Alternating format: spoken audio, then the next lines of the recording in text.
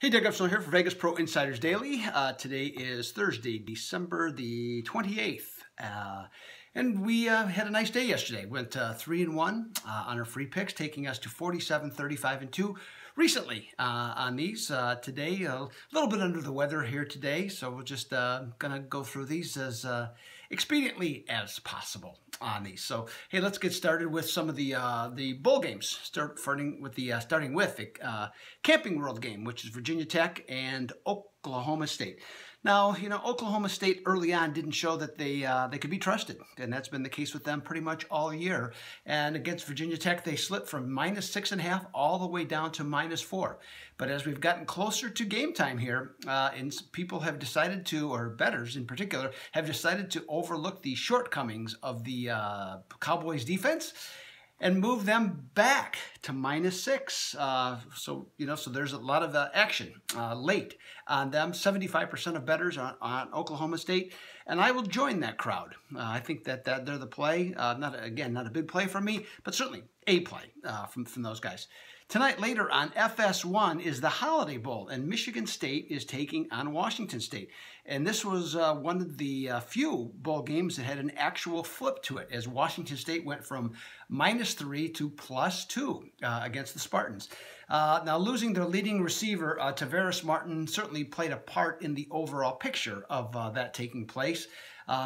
With the Cougars, being devalued, and a lot of the Joes and pros looked at this game and wondered if Washington State has the physical capacity to play a very physical game against a team like the Spartans.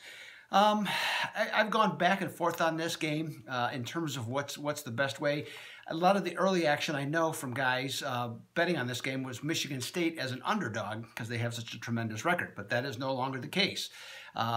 Still, a large amount of bettors are on Michigan State, but I've read a couple things in the last couple days about Washington State being really excited to go back to the Holiday Bowl. They played poorly last year in this game, and that they would like to get some redemption. And so myself, just the smallest of leans on Washington State. Okay, let's talk some NBA action now. Minnesota at the Milwaukee Bucks. Now, in spite of the fact that the Bucks are 11-0 over this month, the total has dropped from 214 down to 212. Now, when you look at the Bucks, they're simply a below-average defensive team. They're absolutely terrible in guarding the three-point line. They're last in the NBA. And I don't know what your opinion is, but I don't have a high one of Jason Kidd, their coach. Okay, this is a young team, and it should be an upcoming team, and they're saddled a game or two over 500 in fourth place in their division. I mean, that shouldn't be with seemingly with the talent this team has. And it seems, my opinion is they should have a better coach. But that's not what we're talking about here. We're talking about the total. And in this one, besides the fact that the Bucks are over there, when the total is 210 to 219, the Timberwolves are 14-5 over. I would have liked the total at 214. I'm certainly going to like it at 212. 88% of bettors, also, by the way, are also on the over. Let's slide ahead over to college basketball. And this one we got UIC, which is Illinois Chicago, playing Wright State in some Horizon League action. Now, this total really jumped up from 135 to 139 in this one. Now, Wright State has shown they're capable of putting up some big numbers from time to time. Got a couple of 80s. I think they even had a 90, and they just put on 85 at Georgia Tech in upsetting them. Yet, for the season, they only averaged 69.7 points per game. I like the under in this one.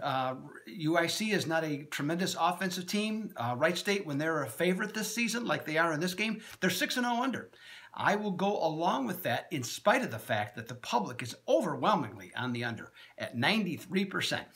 Finally, in the WCC, San Diego is going to be hosting San Francisco, which I think is the league opener for both teams. Now, San Francisco just beat a good Nevada team, who actually I like quite a bit, but they just beat them, and they've played several close contests this year. So they have dropped from +5 down to +3 as road underdogs. But here's why I don't like this line movement. San Francisco on the season is only shooting 40%. A terrible percentage, and certainly in today's college basketball. And the San Diego, I was going to say their nickname, can't even get it out. But San Diego is holding opposing teams to 37%. So from that standpoint, I like what San Diego can do in this game. Now, I understand completely that San Francisco, when they visit, when they're the visitor in this game, they're 15-6 against the spread. However, when the line is +3 to -3 and they're involved in the game, the Dons are 0-6 recently against the spread. I'm going to lean with San Diego despite the fact that 92% of bettors are on San Francisco. So hey, that's all the picks, the free picks that I have for you today. As I mentioned yesterday, should be seriously considered to become a Vegas Pro Insider Daily member. I think you will enjoy the experience. $39.99 is all it's going to cost you. We got lots of ways to help you win, and some of them are dependent upon you, quite frankly, to look at the information, figure it out, understand it, and help you out. So you can do that yourself. Plus, I supply a ton of picks for that. $39.99 a month is all it's going to cost you. So hey, this is Doug Upstone for Vegas Pro Insider Daily. As of right this second, I am out.